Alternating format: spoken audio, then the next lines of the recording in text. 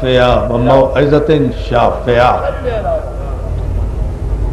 Ursula بالدین المشہور والعلم المعصور والکتاب المستور والنور الساطع والضیاء اللامع مولانا و مولا الثقلین جد الحسن والحسین ابی القاسم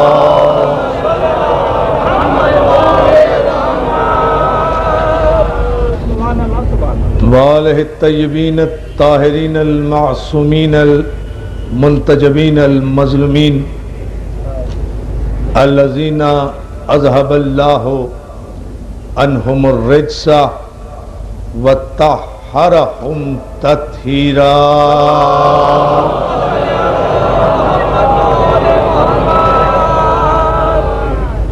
اما بعد فقد قال حق سبحانہ وتعالی فی محکم کتابہ الحکیم بسم اللہ الرحمن الرحیم هو الذی بعث فی الامیین رسولا منہم یتلو علیہم آیاتہ ویزکیہم ویعلمہم الکتاب والحکمہ وإن كانوا من قبل لفی ضلال مبین صلوات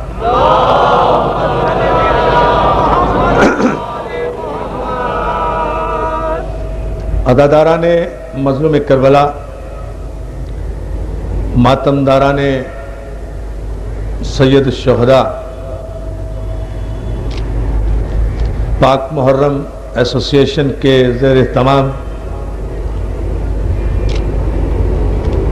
نشتر پارک کا یہ تاریخی اجتماع جو اپنے وقار، اپنی تمکنت اور اپنی مرکزیت کے اعتبار سے ملک بھر کا نہیں، ایشیا کا عظیم الشان اجتماع ہوتا ہے۔ اس عشرہ محرم کو سرکار ابن حسن جارچوی علی اللہ مقامہ سے لے کر سرکار علامہ رشید ترابی علی اللہ مقامہ تک نے زیور وقار سے آراستہ کیا۔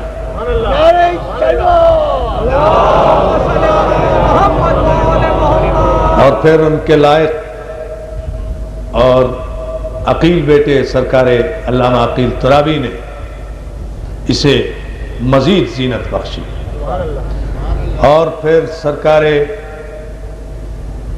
حجت الاسلام والمسلمین کے عظیم فرزند مولانا مصطفیٰ جوہر صاحب قبلہ اللہ مقامہ کے بیٹے حضرت علامہ طالب جوہری صاحب قبلہ نے اسے علم کے کوثروں سے چھلکایا۔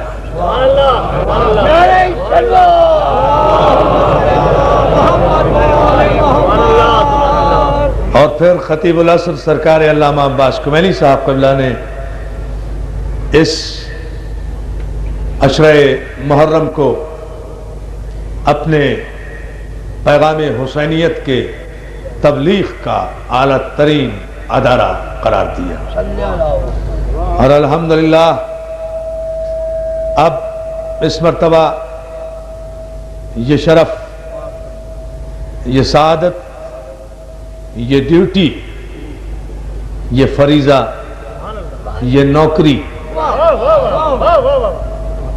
مجھ حقیر کے حصے میں آئی ہے۔ میں کہ نہ عالم،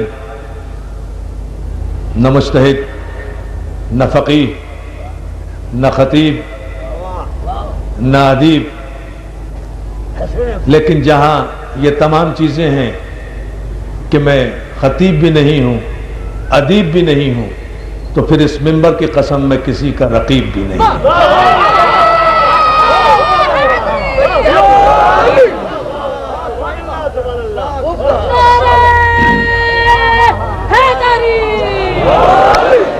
سارے علماء حق کو میرا سلام، سارے مجتہدی نظام کی نالین میرے سر کا تاج۔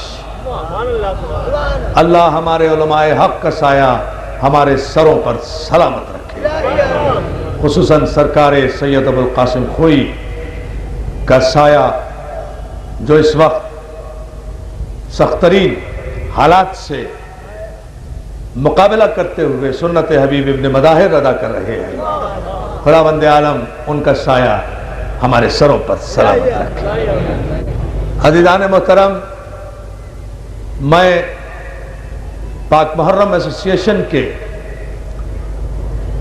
محترم و معزز عہدیداران اور اراکین کا، خصوصاً نقی رضوی صاحب کا اور دیگر احباب کا اس اعتبار سے ان کے حکم نامے کو میں نے قبول کیا، کثرت مجالس اور گلے کی مسلسل تکلیف کے باوجود بھی، کہ نشتر پارک وہ سمندر ہے جہاں کراچی کی آزاداری کے سارے دریا آ کر گرتے ہیں۔ آپ توجہ فرمائیں گے اس تمہیدی مجلس میں؟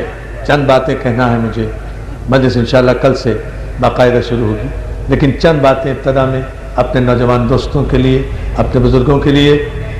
یہ وہ ہماری مرکزی حیثیت اور مرکزی اجتماع ہے کہ جہاں کراچی کی آزاداری کے سارے دریا اس سمندر میں آ کر اتر گئے، اور مرکز کا وقار اور مرکز کی عظمت اگر سلامت نہ رہے تو مرکز کے تحت میں آنے والے تمام اجزائے ترکیبی متزلزل ہو جاتے ہیں۔ اس لیے ضرورت اس امر کی ہے کہ نشتر پارک میں جہاں تمام مسلمانان عالم خواہ کسی مکتب فکر سے تعلق رکھتے ہیں، وہ اپنے رسول کے نواسے کا ذکر سننے کے لیے اور کربلا سمجھنے کے لیے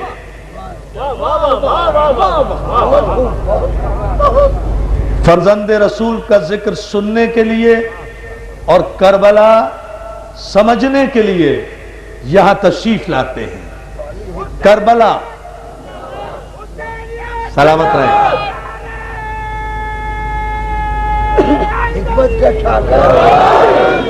کربلا سمجھنے کے لیے یہاں آتے ہیں، اور جب تک کربلا لوگوں کی سمجھ میں نہیں آئیں گی ذکر حسین ہوتا رہے گا۔ اس لیے کہ کربلا بہت مشکل بھی ہے، بہت آسان بھی ہے۔ بڑی توجہ عزیزان محترم، کربلا بہت مشکل بھی ہے، کربلا بہت آسان بھی ہے۔ مشکل اتنی ہے کہ عمر سعد جیسے مفتی کی سمجھ میں نہیں آئی، آسان اتنی ہے کہ حر جیسے سپاہی کی سمجھ میں آ گئی۔ توجہ دوستو، سمجھیں اس فلسفے کو، کربلا اللہ سلامت رکھے۔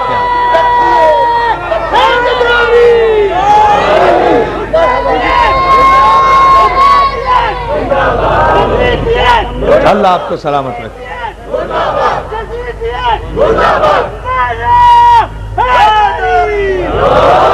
مولا سلامت رکھے یا علی مدد کہنے والوں تو جو ہے نا دوستو، کربلا بہت مشکل بھی ہے، کربلا بہت آسان بھی ہے۔ مشکل اتنی کہ بڑے بڑے مفتیوں کی سمجھ میں نہیں آتی، آسان اتنی کہ حر جیسے قلندروں کی سمجھ میں آ جاتی ہے۔ چونکہ کربلا علی کے خون کا نتیجہ ہے نا، توجہ ذہن محترم، کربلا چونکہ علی کے خون کا نتیجہ ہے نا، تو علی بھی تو اتنا ہی مشکل ہے کہ اگر سمجھ میں آنا چاہے علی تو گلی میں چلتے پھرتے سیاہ لباس پہنے ہوئے، پھٹے کپڑے پہنے ہوئے فقیروں اور ملنگوں کی سمجھ میں آ جاتا ہے، اور اگر نہ سمجھ میں آئے تو دنیا کے امام مرتے مرتے مرتے مر جاتے ہیں، اور اپنے ڈیتھ اسٹیٹمنٹ میں امام شافعی رحمت اللہ علیہ اپنی تمام امت کو یہ پیغام دے کر چلے جاتے ہیں کہ امام شافعی مر گیا مگر اپنے تمام علم اور مطالعے کے باوجود یہ سمجھ نہیں سکا کہ خدا علی ہے یا علی خدا ہے۔ فلسفہ عجیب ہے نا، توجہ غور فرمائے جو میں نتیجے دے بات سمجھ لیں، سلامت گونجیں گے گونجیں گے۔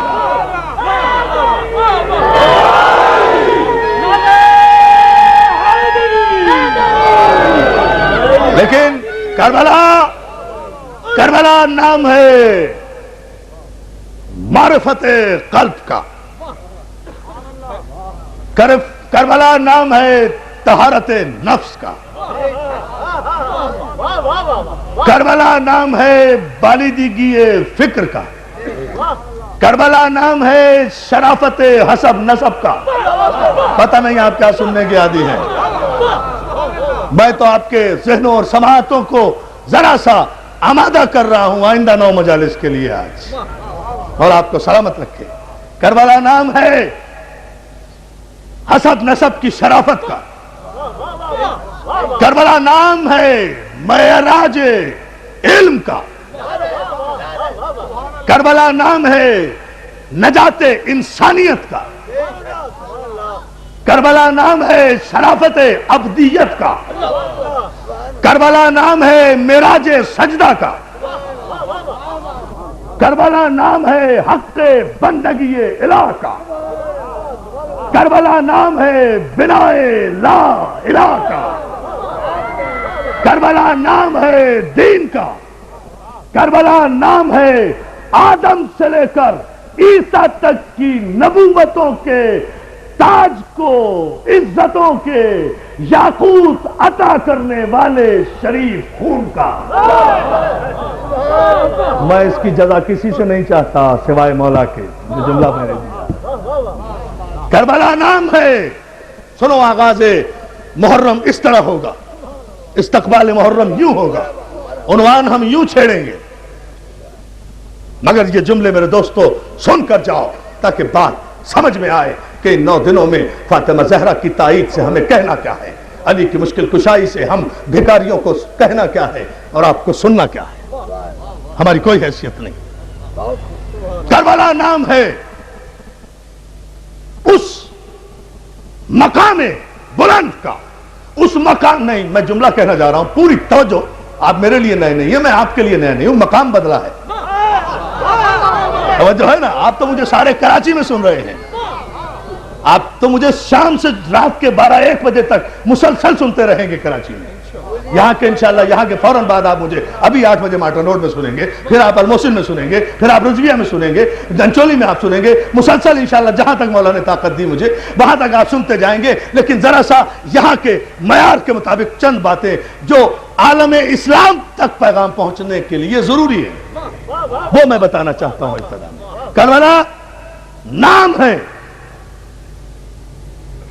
معراج بندگی کا، کربلا نام ہے کمال تعقل کا۔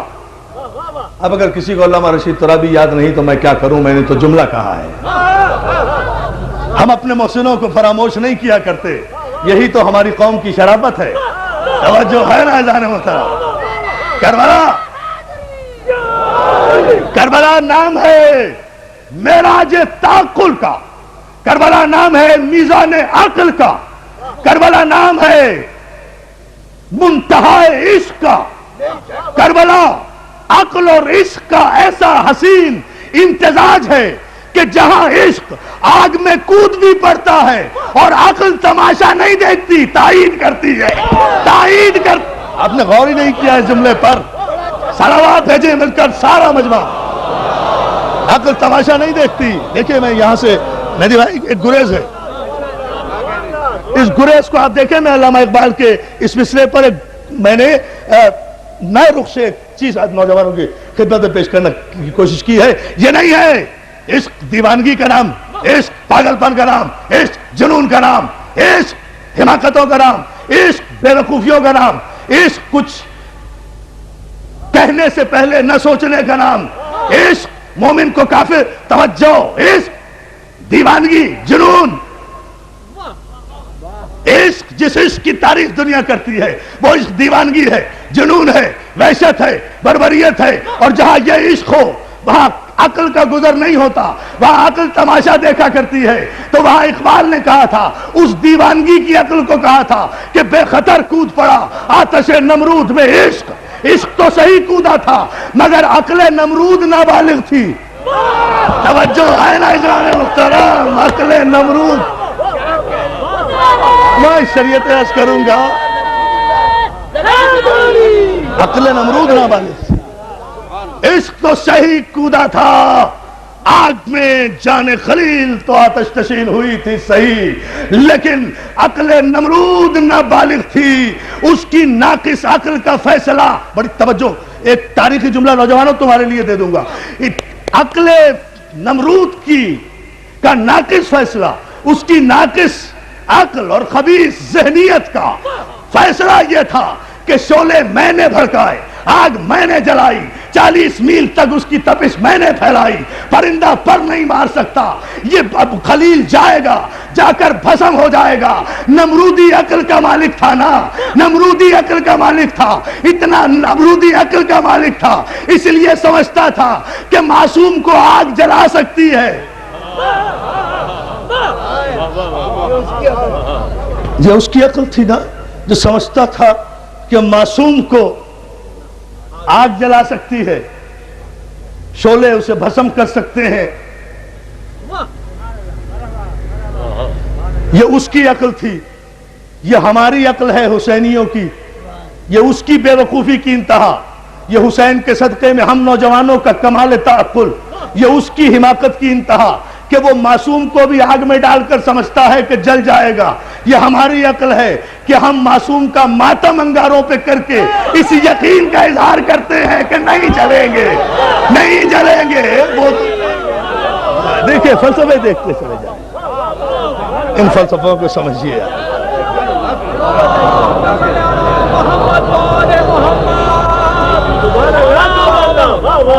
بڑی خوبصورت انداز میں آپ نے آغاز سے استقبال کیا ہے. اسے ذرا سے ایک مرحلے پر اور آپ توجہ فرما لیں. اس تمہیدی مجلس کو کربلا کمال عقل کی منزل ہے، کمال فکر کی منزل ہے. اور یاد رکھیں، جس شریعت اور معصوم کے عنوان پر انشاءاللہ سورہ مبارک کے شورا کی 13ویں آیت کی روشنی میں مجھے روشنی ڈالنا ہے. تلاوت میں نے سورہ مبارک کے جمعہ کی ہے، جان بوجھ کر کی ہے، اس لیے کہ اس تمہید کو قائم کرنے کے لیے پھر ہم شرع لکم من الدین تک پہنچیں گے، سورہ شورا کی آیت تک. وہاں سے ہم آغاز کریں گے شرع کا، وہاں سمجھائیں گے شرع کیا ہے، شارع کیا ہے، شریعت کیا ہے، شرع کیا ہے، شارع کیا ہے، شریعت کیا ہے. آپ تو اتنے کم علم لوگ ہیں، شرع کو بھی راستہ کہتے ہیں، شریعت کو بھی راستہ کہتے ہیں، شارع کو بھی راستہ دینے والا کہتے ہیں. تو شرع کے معنی بھی راستہ، شریعت کے معنی بھی راستہ، شارع کے معنی بھی راستہ، صراط کے معنی بھی راستہ، منہاج کے معنی بھی راستہ، سبیل کے معنی بھی راستہ. نافذ کیا کر رہے ہو؟ توجہ ہے نا جان محترم، یہ سب قرآن کے لفظ ہیں، یہ سب قرآن کے لفظ ہیں. میں لاؤں گا یہ سارے لفظ. نافذ کیا کر رہے ہو بھائی؟ یہ سب ہم قرآن کی آیات سے انشاءاللہ ثابت کریں گے کل کی مجلس سے. لیکن ذرا آج اس تمہید کو سمجھ لیں اور کربلا کو سمجھ لیں.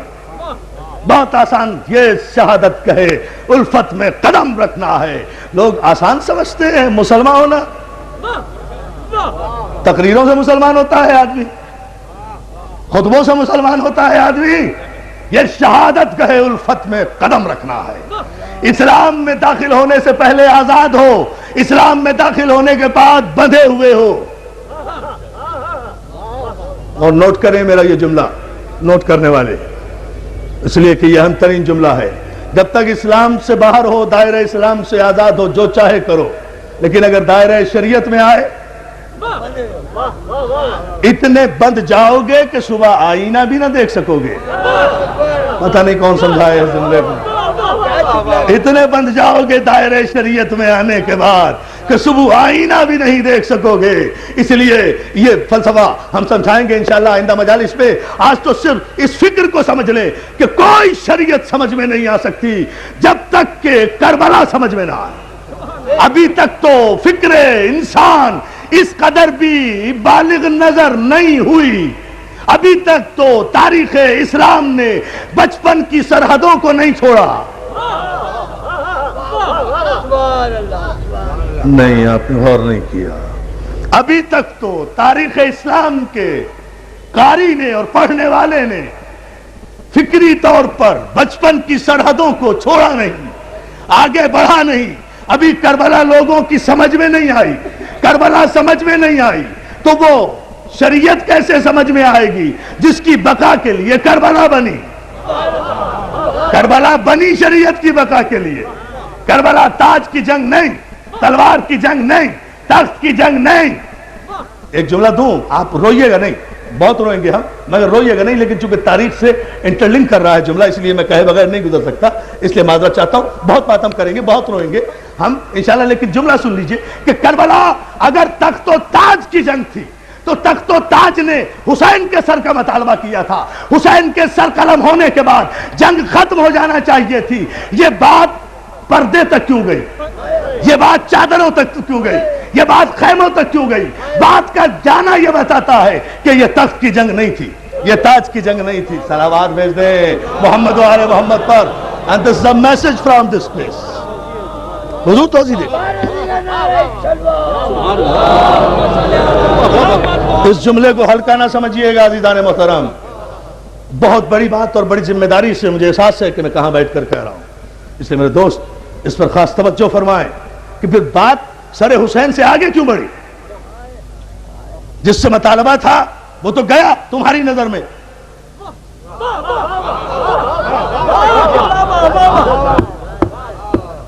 جس سے مطالبہ تھا بیعت کا وہ تو گیا تمہاری نظر میں. تو بات اس سے آگے کیوں بڑھی؟ اور پھر بات کہیں بڑھ کر رکی کیوں نہیں؟ یہ اب تک جاری کیوں ہے؟ یہ یزیدیت کراچی کی دیواروں پر نظر کیوں آ رہی ہے؟ توجہ ہے؟ یا علی بات رکی کیوں نہیں؟ کس حکومت کا مطالبہ ہے؟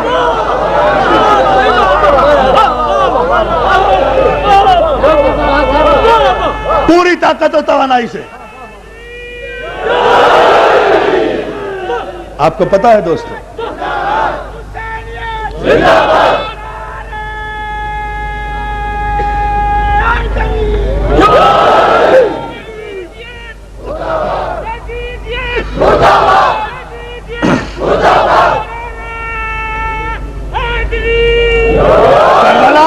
عزیزان محترم اتنی بلند صلوات بھیجے محمد و آل محمد.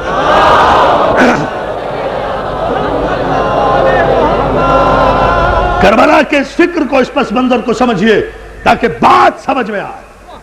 عزیزان محترم مسئلہ صرف یہ ہے کہ کربلا کمال تعقل کی منزل ہے.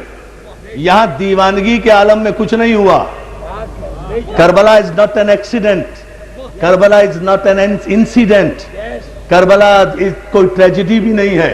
ٹریجڈی ہوتی تو ختم ہو جاتی، ایکسیڈنٹ ہوتا تو لوگ بھول جاتے. بڑے بڑے ایکسیڈنٹ بھول گئے. لا لا لا لا لا لا لا لا توجہ ہے نا ادارے. کربلا مولا آپ کو سلامت رکھے. کربلا ایکسیڈنٹ نہیں ہے، انسیڈنٹ نہیں ہے، ٹریجڈی نہیں ہے، حادثہ نہیں ہے، حادثہ نہیں ہے. کربلا ایک شریعت کی وہ پناہ گاہ ہے. اللہ جانے کون فتح کرے. کربلا شریعت کی وہ پناہ گاہ ہے جہاں 1,24,000 پیغمبروں کی محنتیں آ کر سکون کا سانس لیتی ہیں اور تعظیم کا سجدہ کرتی ہیں. کیا جملہ بھائی، میں نہیں کہہ سکتا، میں نہیں دے سکتا. جہاں اللہ آپ کو سلامت رکھے، جہاں 1,24,000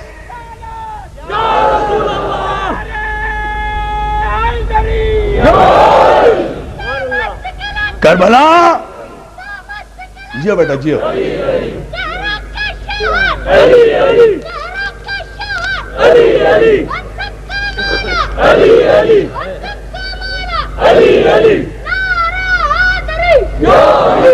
کربلا 1,24,000 پیغمبروں کی وہ آرام گاہ ہے، وہ سکون گاہ ہے کہ جہاں آ کر انبیاء معصومین کی روحیں سکون کا سانس بھی لیتی ہیں اور سجدہ تعظیمی بھی ادا کرتی ہیں، جہاں آدم آ کر یہ کہتے ہیں کہ اب میں سمجھا حسین کہ مجھے کیوں سجدہ کرایا گیا تھا۔ بات یہاں سے چلے گی نا پھر شریعت پر، شریعت پر تو بات پھر یہاں سے آئے گی۔ اب میں سمجھا حسین کہ مجھے سجدہ کیوں کرایا گیا تھا۔ اس وقت تک تو مجھے سجدہ ہو رہا تھا، میری کچھ سمجھ میں نہیں آ رہا تھا کہ یہ کائنات کی ساری طاقتوں کو میرے سامنے کیوں جھکایا جا رہا ہے، جبکہ میں نہ صاحب شریعت تھا نہ صاحب کتاب۔ توجہ توجہ، نہ صاحب شریعت تھا نہ صاحب کتاب۔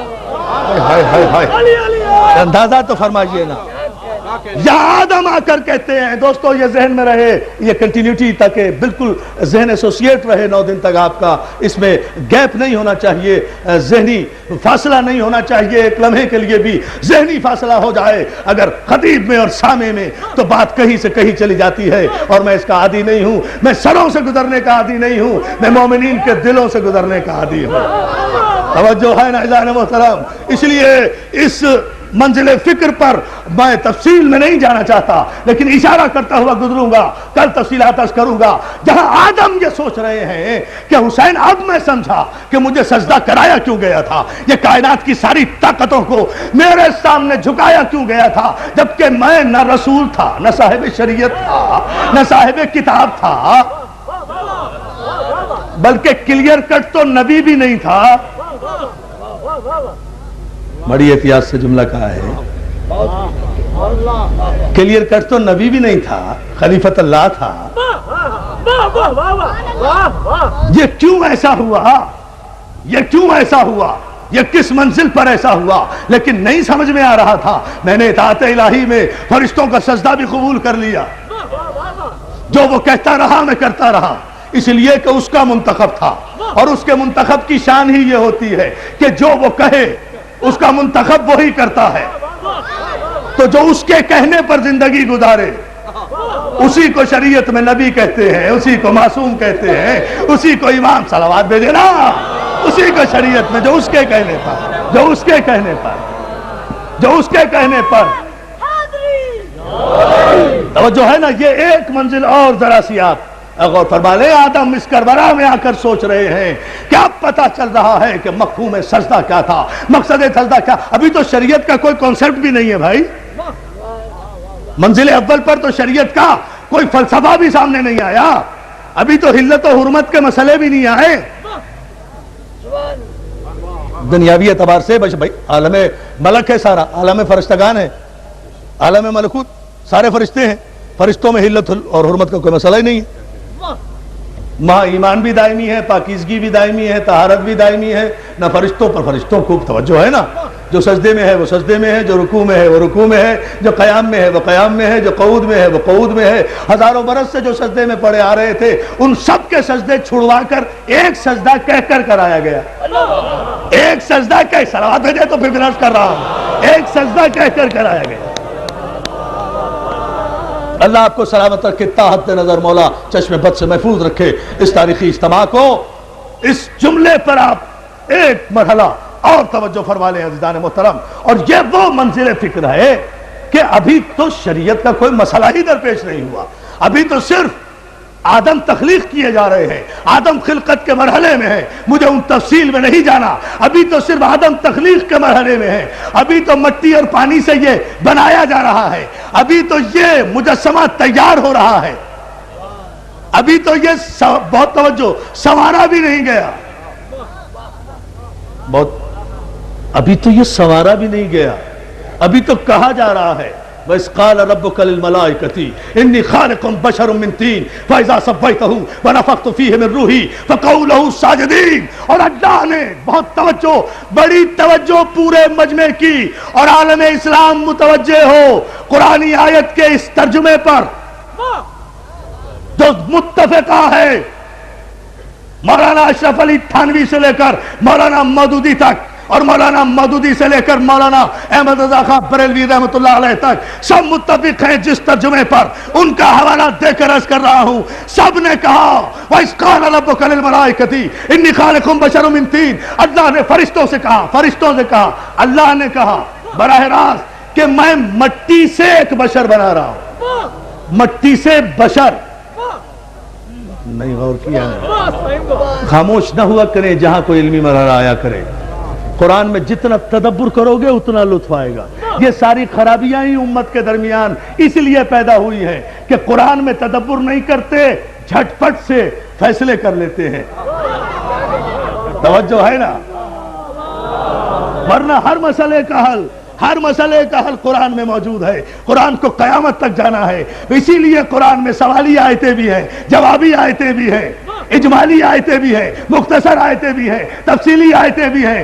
کہیں سوال ہے, کہیں جواب ہے. اب یہ ترتیب دینے والوں کی بڑے علم ہونے کی دلیل ہے کہ انہوں نے سوال کو پہلے رکھ دیا, جواب کو بعد میں رکھا, یا جواب پہلے رکھ دیا, سوال بعد.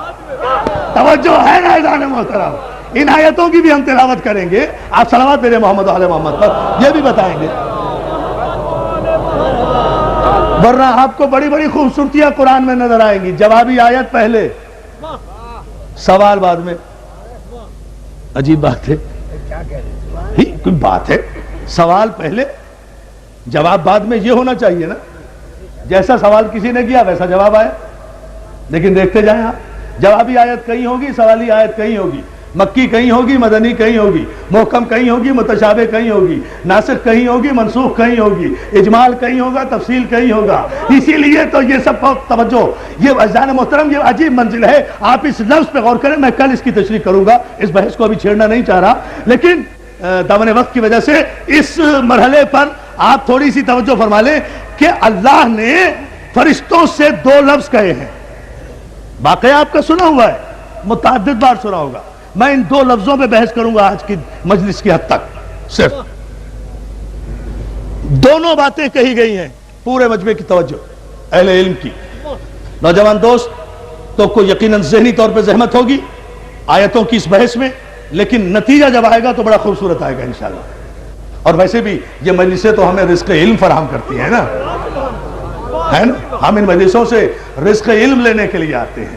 لوگ کہتے ہیں آل محمد کسی کو دے نہیں سکتے. تمہیں کیا پتا, تم لے نہیں سکتے. توجہ ہے. آل محمد تو آج بھی دے رہے ہیں. کوئی آئے تو صحیح. ہم تو مائل بکرم ہیں, کوئی سائل ہی نہیں. توجہ ہے نا. تم بھی بڑے بدنصیب قسم کے سائل ہو نا. نہ مانگنے پر آؤ تو آل محمد سے نہیں مانگتے, مانگنے پر آؤ تو یہودیوں سے مانگ لیتے ہو. توجہ ہے. عجیب فلسفہ ہے تمہارے نصیب کا, تمہاری قسمت کا. اب اس فلسفے کو ہم کہاں لے جائیں؟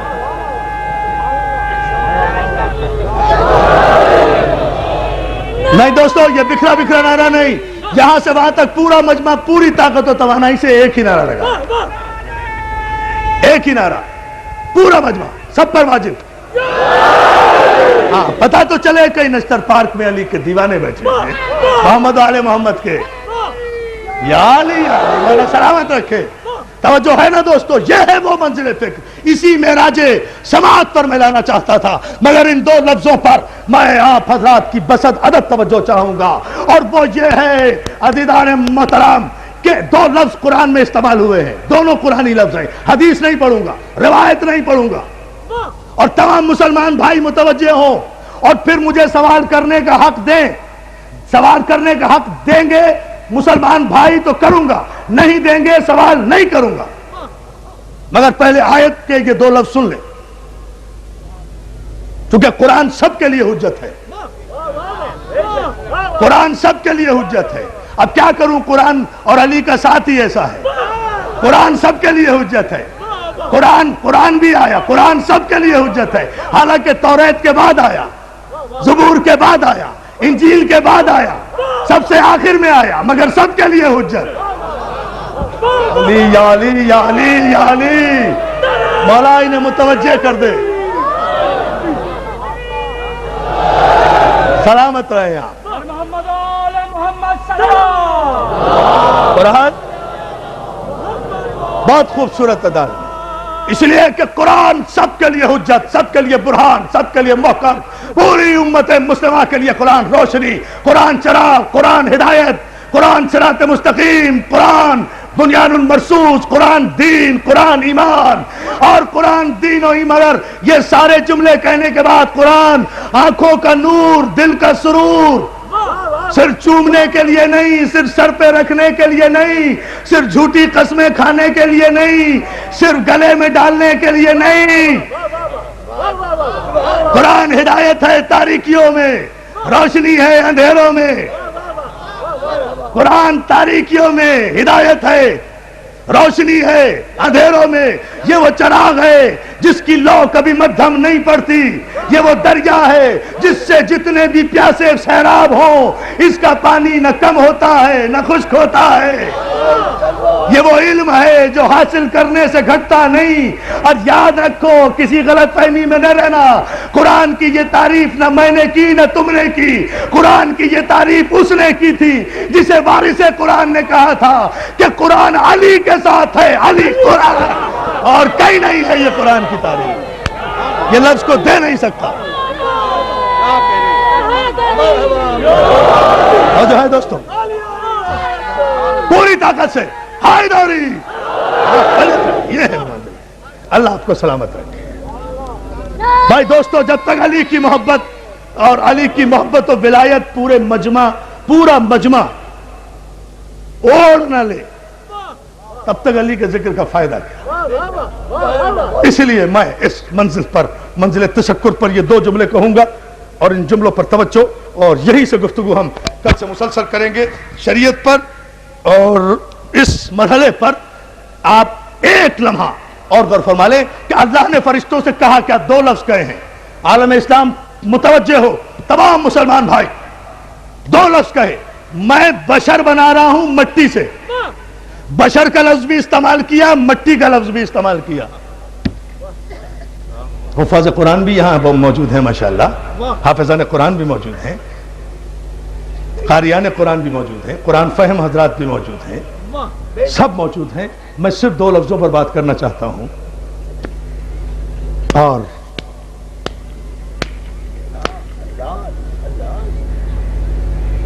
شاید کہ تیرے دل میں اتر جائے میری بات جو قرآن کے حوالے سے عرض کرنا چاہتا ہوں۔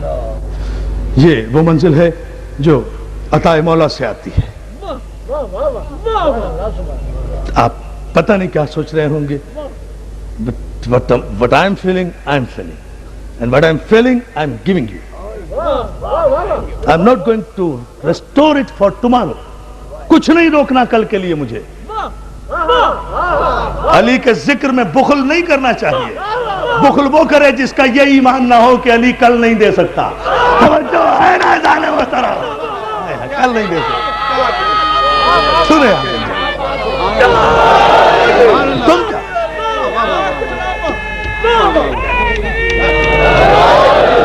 اللہ سلامت رکھے، مولا آپ کو سلامت رکھے۔ مگر ان قرآن کے دونوں لفظوں پر، قرآن فہمی کے لیے ہے، غلط فہمی کے لیے نہیں۔ اللہ جانے کون سمجھے گا اس جملے کو۔ قرآن فہمی کے لیے ہے، غلط فہمی کے لیے نہیں۔ ہر ایک کو یہ خوش فہمی ہے کہ اسے قرآن فہمی ہے۔ ہر ایک اگر قرآن فہم ہوتا تو علی قرآن کو ہر ایک کے حوالے کر کے جاتے، ایک کے حوالے کر کے نہ جاتے۔ توجہ توجہ، تو نبی قرآن کو ہر ایک کے حوالے کر کے جاتے، ایک کے حوالے کر کے نہ جاتے، لیکن ایسا نہیں ہوا۔ قرآن ہر ایک کے حوالے کر کے نہیں گئے، ایک کے حوالے کر کے گئے۔ وہ ہم آئندہ مجالس میں وضاحت کریں گے، لیکن اس جملے پر غور کریں۔ انی خالقکم بشر من طین، بشر بنا رہا ہوں مٹی سے۔ بشر بھی مٹی بھی، آدم کو بشر بھی کہا، مٹی سے بھی بنایا۔ ہے کوئی درد مند، ہے کوئی عاشق رسول، ہے کوئی محمد کا کلمہ پڑھنے والا، ہے کوئی خاتم النبیین کی عزت کو اپنے ماں باپ کی عزتوں سے زیادہ جاننے والا، ہے کوئی شان محمد پر اپنی زندگی قربان کرنے والا، اپنی انا کو قربان کرنے والا، جو میرے ان دونوں جملوں پہ غور کر کے یہاں سے کوئی سبق لے کر جائے، ملت مسلمہ سے مخاطب ہوں، جہاں تک میری آواز، میں جانتا ہوں یہ آواز میری پورے پاکستان میں جا رہی ہے ریلے کے ذریعے، اس لیے پوری ذمہ داری سے جہاں آواز جا رہی ہے، لاہور کے مومنین سے بھی خطاب کر رہا ہوں، اور جہاں بھی ہے وہاں تک خطاب کر رہا ہوں، یہ جملہ ذہن میں رہے اور متوجہ ہو۔ آدم کو مٹی بھی کہا، آدم کو بشر بھی کہا یا نہیں کہا؟ یا تو کہہ دو کہ یہ آیت نہیں، محکم نہیں، جامع نہیں، آیت نہیں، محکم نہیں، جامع نہیں، تفصیلی نہیں، ناسخ نہیں، منسوخ ہے، دلیل نہیں ملتی، نص نہیں ملتی، سوال نہیں ملتا، جواب نہیں ملتا، اکہری آیت ہے۔ یہ ساری ٹیکنیکلٹیز ہیں قرآن کی، میں عرض کروں گا آئندہ مجالس میں۔ سوال ملتا ہے تو جواب نہیں ملتا، جواب ملتا ہے تو سوال نہیں ملتا۔ میری جان، آپ کو ملا کب ہے سوال کا جواب؟ آپ تو سارا قرآن پڑھتے رہے، آپ کو کہاں ملتا ہے؟ اگر آپ کو ہر سوال کا جواب مل جاتا تو آپ علی کے پاس آتے کیوں جواب لینے؟ توجہ ہے نا اذان محترم؟ بات سوالی آیتیں اور جوابی آیتوں کے ہیں، اس لیے اس مرحلے پر آپ غور فرماتے جائیں۔ بتاؤ، یہ دو لفظ ہیں، پوری توجہ، اللہ آپ کو مولا سلامت رکھے، تا حد نظر اس شایان شان مجمع کو، اور پہلی ہی مجلس اس عروج اور معراج اور نور پر ہے جہاں محمد و آل محمد کا سایہ ہے۔ اس یقین کے ساتھ یہ جملہ دے کر میں آج کی مجلس کو کل پر ملتوی کرنے جا رہا ہوں۔ اگر یہ بات سمجھ میں آ گئی تو that will be the complete message for entire Muhammadan world from this member, not for Pakistanis Muslims only. It should be noted down. محفوظ کرو اپنے ذہنوں کے کمپیوٹر میں، اور جو مومنین ہیں وہ اتاریں علی کے ذکر کو کوثر کی طرح اپنے سینوں میں۔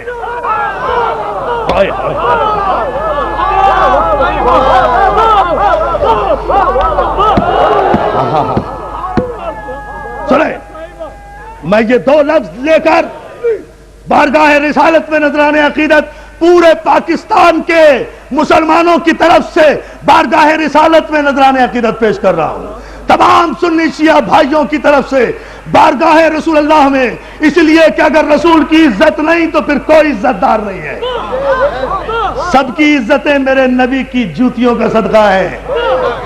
سارے عرب میں کوئی عزت دار خاندان نہیں تھا۔ سلام کیا کرو میرے رسول کے خاندان کو جس نے بے عزتوں کو عزت دار بنا دیا، لٹیروں کو رہبر بنا دیا، ڈاکوؤں کو انسان بنا دیا، ویشیوں کو مسلمان بنا دیا، مسلمان کو سلمان بنا دیا۔ یا علی کہاں بیٹھے ہو؟ سلام کیا کرو۔ یہ سب میرے رسول کی عزت ہے کہ بھائی، یہ صرف میرے رسول کی عزت ہے، اس لیے اس معیار کو برقرار رکھو، اس اسٹیٹس کو برقرار رکھو، اس منتہائے برگزیدگی ختم نبوت کو ایک انچ بھی نیچے نہ آنے دو، ورنہ سب گر جاؤ گے۔ تم تو کھڑے ہی بے ساکھیوں کے سہارے ہو۔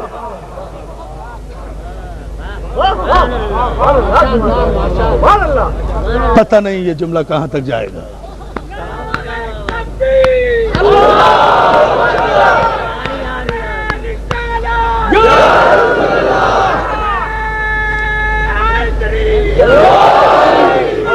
اللہ آپ کو سلامت رکھے، اللہ آپ کو بلند ترین صلوات ہمیشہ بلند بھیجا کرے۔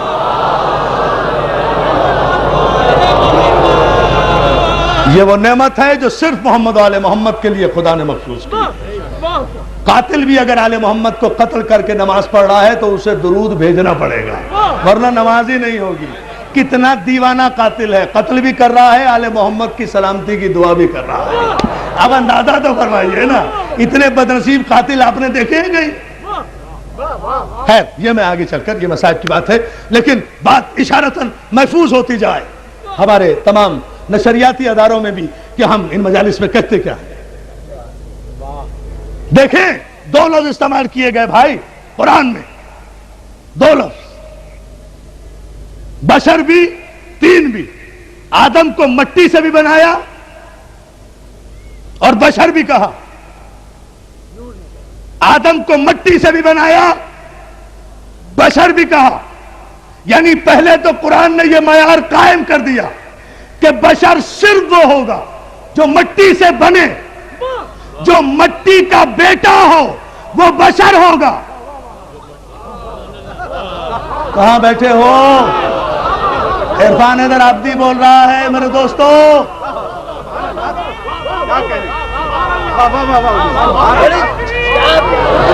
جو مٹی کا بیٹا ہو، جو مٹی کا بیٹا ہو، مٹی کا بیٹا. اچھا نہیں، بات کو کھول ہی دینا، کیوں کنفیوژن میں رکھے. جو ابن تراب ہو وہ بشر ہوتا ہے، جو ابو تراب ہو وہ معصوم ہوتا ہے. فلسفہ یہ ہے ظالم ہوتا ہے. فرق ہے ابن تراب میں اور ابو تراب. ابن تراب، ابو تراب.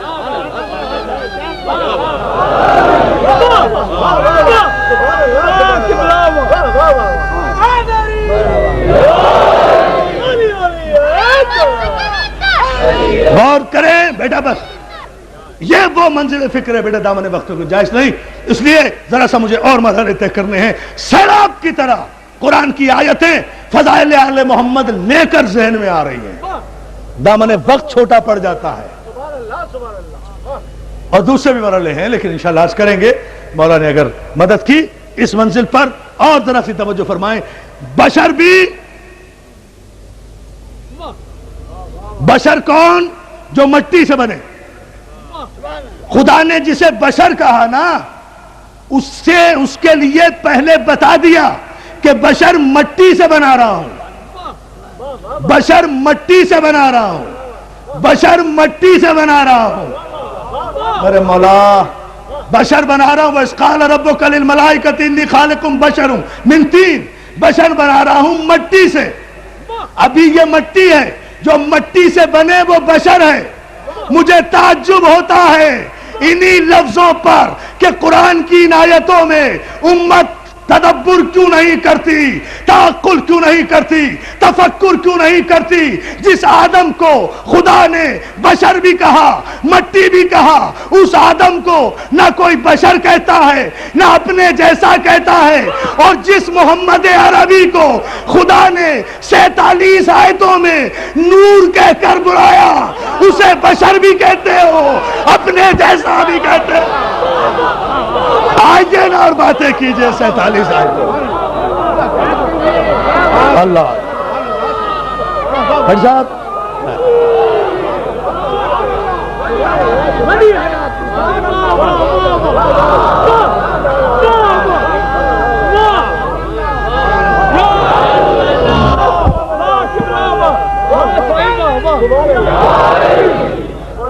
اتنی ہی بلند صلوات بھیجے محمد آل محمد.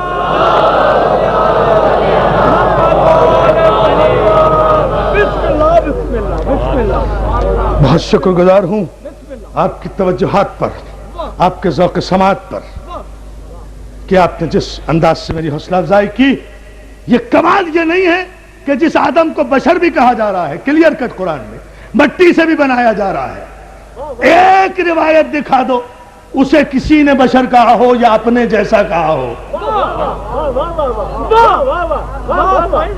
اور جس خاتم النبیین کو قرآن میں ایک جگہ بھی مٹی سے نہ کہا گیا ہو. ایک آیت پیش کرے پورے قرآن میں، ایک آیت. اتنے بڑے مجمع سے یہ بات کہہ رہا ہوں، الحمد سے لے کر والناس تک. محکم آیت پیش کرے، متشابہ آیت پیش کرے، ناسخ آیت پیش کرے، منسوخ آیت پیش کرے، اجمالی آیت پیش کرے، تفصیلی آیت پیش کرے، سوالی آیت پیش کرے، جوابی پیش کرے، مکی پیش کرے، مدنی پیش کرے. پیش کیا کرو گے؟ تمہیں پتہ ہی نہیں مکی ہے کون سی، مدنی ہے کون. توجہ ہے نا ادارے محترم؟ میں تو بات کہہ رہا ہوں صرف کہ کوئی پیش کرے کہ کہیں نہیں تو ہم پیش کریں گے کہ کہاں کہاں محمد عربی کو نور کہا گیا، کہاں کہاں نور کہا گیا، کہاں کہاں علم کہا گیا، کہاں کہاں محبوب کہا گیا، کہاں کہاں سراج منیر کہا. سراج منیر مٹی ہے؟ صلوات دے دینا. ہائے ہائے ہائے ہائے ہائے، اب دامن پھیلا رہے ہیں، خدا کی قسم اندازہ بنا ہے نا. چلے ہیں شریعت حل کرنے.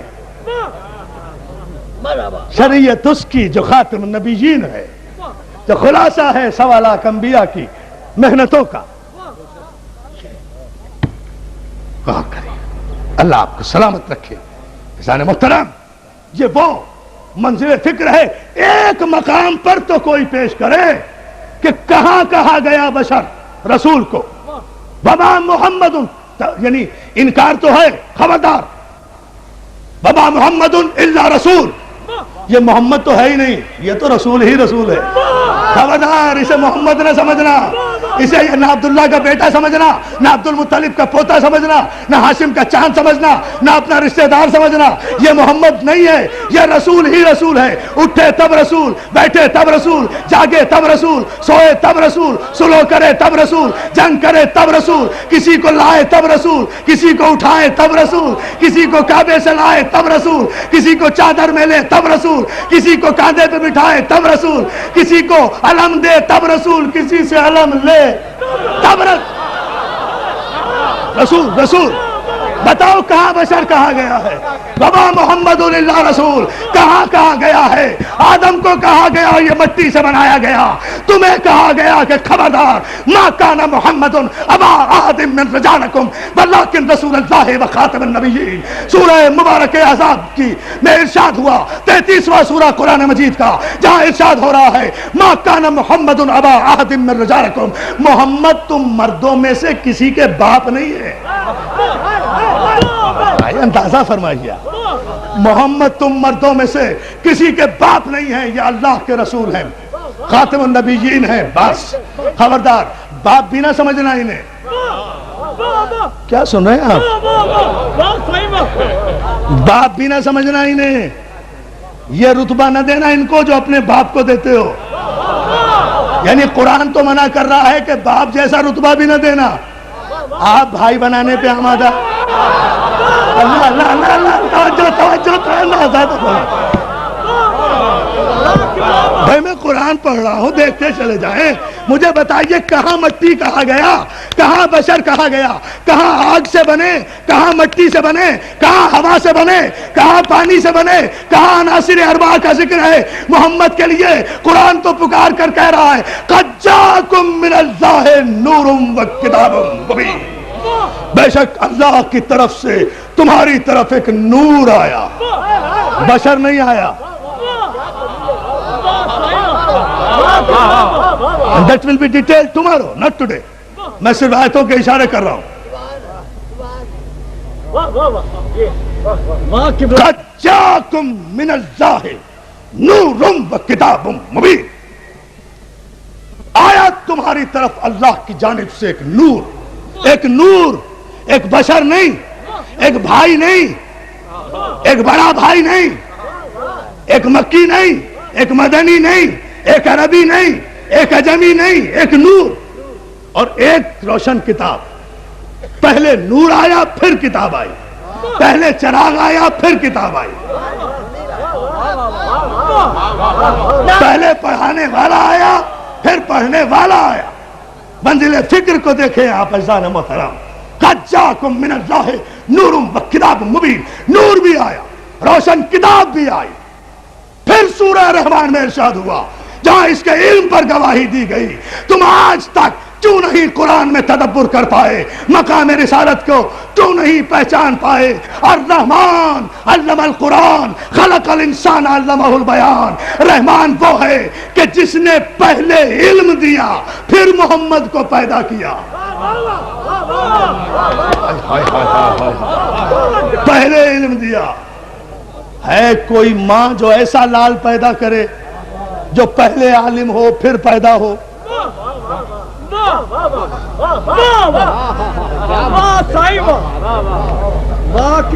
میں کیا کروں کہ وقت نہیں رہا، لیکن میں صرف اشارہ کر کے ایک نتیجہ دیتا ہوں. کل اس کی تشریح عرض کروں گا کہ جہاں شریعت کا آغاز بھی نہیں ہے عزیزان محترم، وہاں سے آدم کو سجدہ ہو رہا ہے.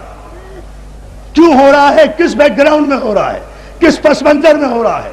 پھر شریعت چلی کہاں سے؟ پھر شریعت نتیجہ کس بات کا ہے؟ پھر شرع ہوتی کیا ہے؟ پھر صراط کہتے کسے ہیں؟ پھر منہاج ہے کیا؟ پھر سبیل ہے کیا؟ ان سب کا نام جو ہے وہ صراط نہیں ہے.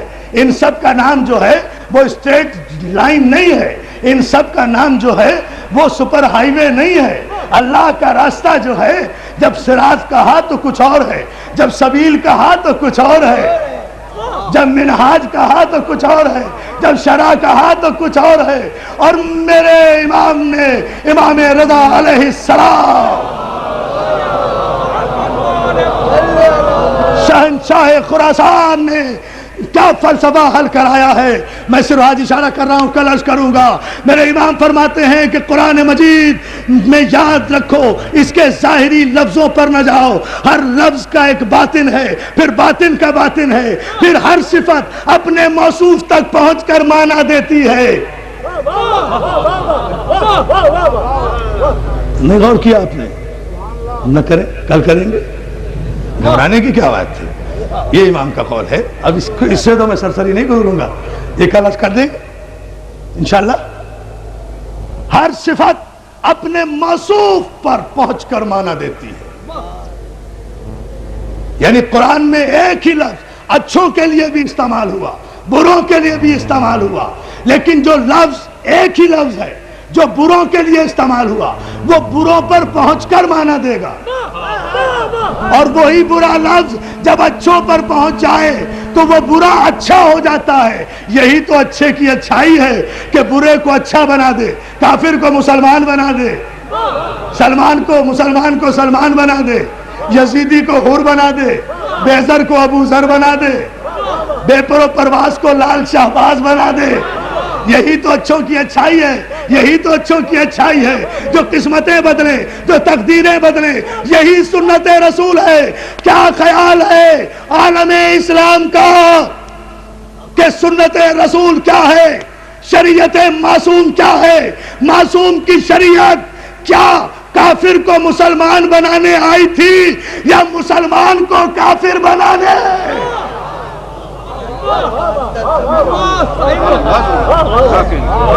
صلوات بھیجے محمد والے بآواز بلند صلوات بھیج دیجیے محمد۔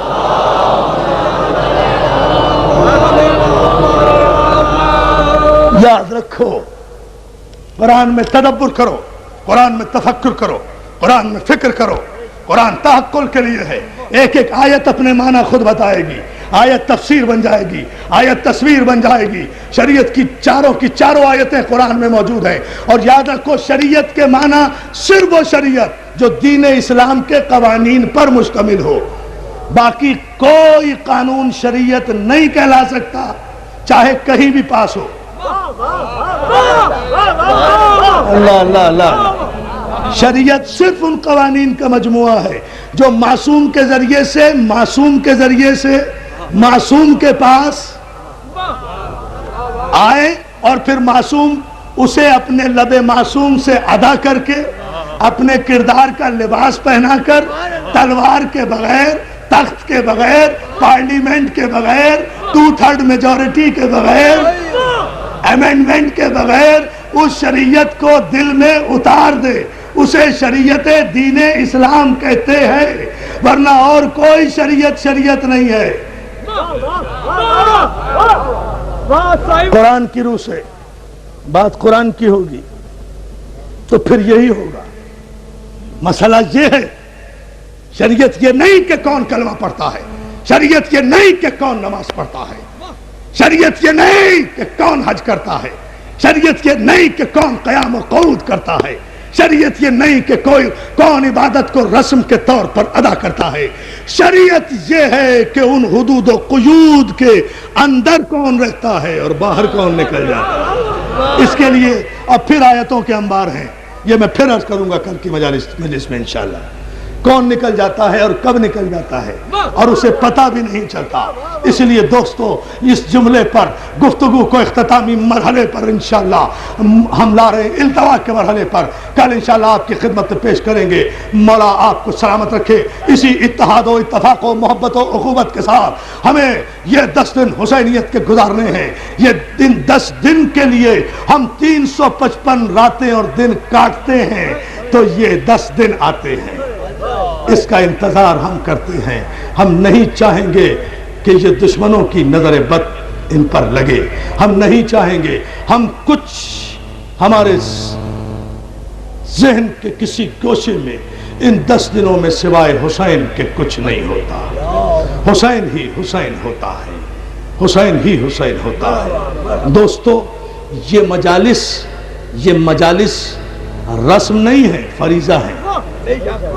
فریضہ سمجھ کے ان مجالس میں آیا کرو، اس لیے کہ رسوم کے قائل ہم ہو سکتے ہیں، لیکن معصوم کسی رسم میں پہل نہیں کیا کرتا۔ اور اگر یہ ایمان ہے کہ ان مجلسوں میں معصوم آتے ہیں تو پھر سمجھ لو کہ یہ مجلسیں خود شریعت ہے، ورنہ وارثان شریعت یہاں کیوں آئیں رسم میں؟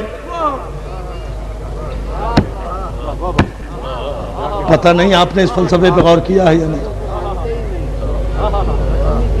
معصومین کبھی رسومات میں شرکت نہیں کیا کرتے، معصومین شریعت کے اجتماعات میں شرکت کرتے ہیں۔ ذکر حسین شریعت ہے، ذکر حسین عبادت ہے، ذکر حسین واجب ہے، واجب ہے۔ اگر یہ واجب نہ ہوتا تو پیغمبر اسلام کبھی نہ فرماتے کہ من بکا و ابکا و تباکا علی الحسین وجبت لہ الجنہ، جو حسین پر رویا یا رلایا یا رونے کی شکل بنائی اس پر جنت واجب، تو واجب کی جزا ہی واجب ہوتی ہے۔ پتہ نہیں آپ کیا سن رہے ہیں اس جملے میں۔ واجب کی جزا قول معصوم ہے، واجب کی جزا واجب ہوا کرتی ہے، یہ مستحب عبادت نہیں ہے، ورنہ جنت واجب کیوں؟ بس مستحب ہوتی، ملتی نہ ملتی، لیکن واجب۔ مگر ایک جملہ سنو، کیوں اپنے گھروں سے نکل آئے؟ دیکھ رہا ہوں، مولا سلامت رکھے، جنہیں بیٹھنے کی جگہ نہیں ہے 1 گھنٹے سے کھڑے ہوئے ہیں، ہزاروں کاروں میں بیٹھے ہوئے ہیں، مائیں بہنیں دور تک، مولا ان کے پردوں کو سلامت رکھے، ان کی عظمتوں کو سلامت رکھے، ان کی عزتوں کو حفاظت میں رکھے، مولا ان کے وارثوں کو، ان کے جوانوں کو علی اکبر کی جوانی کے صدقے میں مولا سلامت رکھے۔ کیوں کھڑے ہو 1 گھنٹے سے، 2 گھنٹے سے یہاں کیوں بیٹھے ہوئے ہو؟ کسی ذاکر کو سننے آئے؟ نہیں، تمہارا ایمان ہے کہ کہیں ایسا نہ ہو کہ ہم سے پہلے حسین کی اجڑی ہوئی ماں کسی قنات میں آ کر بیٹھ جائے اور آ کر یہ کہے کہاں ہیں میرے بچے کے رونے والے؟